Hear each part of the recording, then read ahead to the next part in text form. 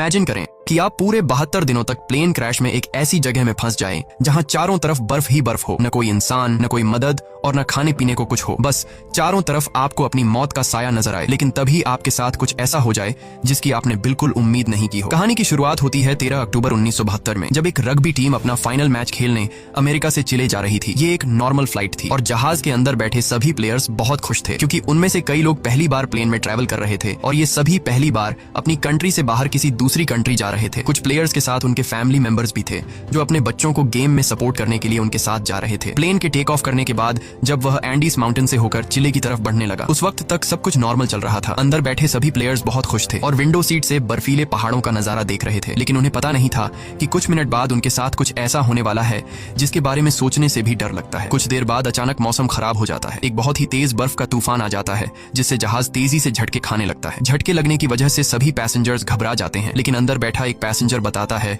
कि जब कोई प्लेन पहाड़ों के ऊपर से गुजरता है तो प्लेन में टर्बुलेंस होता है, यानी ये कोई खतरे की बात नहीं है, जल्द ही सब कुछ नॉर्मल हो जाएगा। लेकिन जैसे जैसे ये प्लेन आगे बढ़ रहा था, इसका टर्बुलेंस भी बढ़ता जा रहा था। जहाज अब और तेजी से झटके खाने लगा। प्लेन के अंदर मौजूद सारा सामान इधर उधर गिरने लगा। ये देखकर लोगों के बीच हलचल मच गई। पायलट्स जहाज को संभालने की कोशिश कर रहे थे, मगर अब जहाज कंट्रोल से बाहर हो गया था। इससे पहले कि पायलट्स कुछ कर पाते, सामने एक पहाड़ आता है और ये जहाज सामने के पहाड़ से जा टकराता है और दो हिस्सों में अलग हो जाता है। एक प्लेयर तो जहाज के टकराते ही प्लेन के पिछले पार्ट के साथ ही उड़ जाता है और हवा में गायब हो जाता है, जबकि प्लेन का आगे का हिस्सा तेजी से रगड़ते हुए बर्फ की एक बड़ी सी चट्टान से जा टकराता है। ये टकराव इतना तेज था कि प्लेन की सभी सीट्स एक दूसरे के साथ चिपक जाती हैं, जिसमें कई लोग कुचल कर मारे गए। अब जो लोग इस एक्सीडेंट से बच गए थे, उन्होंने खुद को संभाला और कैबिन में मौजूद बाकी लोगों की मदद करने लगे। कुछ प्लेयर्स जल्दी से पायलट्स के पास पहुंचे और उन्हें बाहर निकालने की कोशिश की, लेकिन इस दौरान ये दोनों पायलट्स भी मारे गए थे। ये एक बहुत ही दर्दनाक माहौल था। हर तरफ खून ही खून फैला हुआ था। चारों तरफ लाशें बिखरी हुई थी। इस प्लेन में टोटल 45 लोग ट्रैवल कर रहे थे, मगर इस क्रैश के बाद